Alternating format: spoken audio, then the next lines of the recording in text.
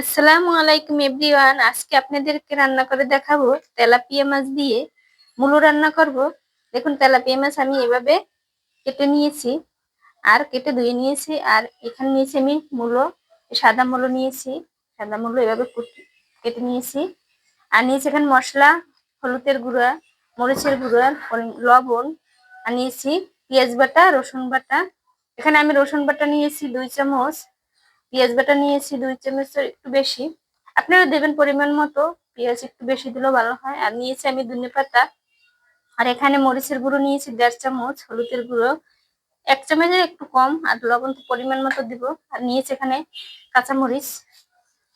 এবার দেখুন, আমি একটু কড়াইতে তেল বসিয়ে দিয়েছি, গরম হয়ে গিয়েছে। একটু অল্প একটু লবণ দিয়ে দিচ্ছি, তেলটা ছিটেছে তাই। এখন আমি মাছগুলো এভাবে দিয়ে দেবো, হলুদ লবণ মেখে নিচ্ছি।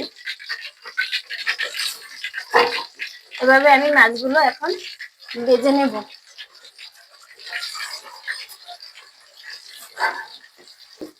দেখুন, আমার মাছগুলো ভাজা হয়ে গেছে।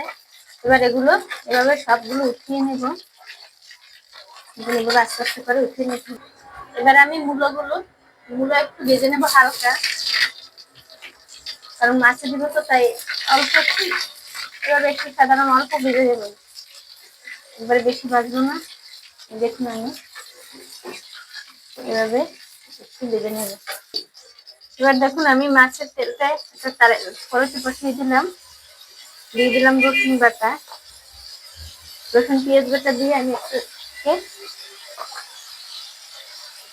অল্প হালকা ভেজে নেব। কাঁচা গন্ধটা জায়গাটা অবস্থা করে নিব। দেখুন, এভাবে আমি ভেজে নিচ্ছি। এখন ভাজা হয়ে গেছে। এবার আমি হলুদ মরিচের গুঁড়ো আর একটু পানি মিশিয়ে দিলাম। এবার এটাকে কষিয়ে নেব, মশলাটাকে কষিয়ে নেব। দেখুন, কষানো গেছে। এখন আমি যে মূলো ভেজে রেখেছি মূলোগুলো দিয়ে দেবো। দেখুন, মূলোগুলো দিয়ে দিলাম। এখন এটাকে ভালোভাবে একটু কষিয়ে নেব। দেখুন, এবার আমি গরম জল দিয়ে দিচ্ছি। এখানে আমি গরম জল দিচ্ছি, গরম জল দিলেই ভালো হয়। কারণ মাছ সবজি এভাবে ভেজে রান্না করলে ঠান্ডা জল, গরম জল দিবেন। এভাবে আমি দিয়ে দিলাম। এখন আমি মাছগুলো দিয়ে দেবো উপর থেকে। দেখুন, এভাবে মাছগুলো সব দিয়ে এখন একটা ঢাকনি দিয়ে ঢেকে দেব। এখন কিছুক্ষণ পর আমি দেখুন উঠে নিলাম ঢাকনাটা। এবার দেখুন আমার মাছ, এবার দেখুন এভাবে আমি তুলে ছিড়িয়ে দেবো। আর দিয়ে দেবো কাঁচামরিচ, ধনেপাতা। দেখুন কত সুন্দর একটা কালার আসছে, খেতেও অনেক স্বাদ হবে।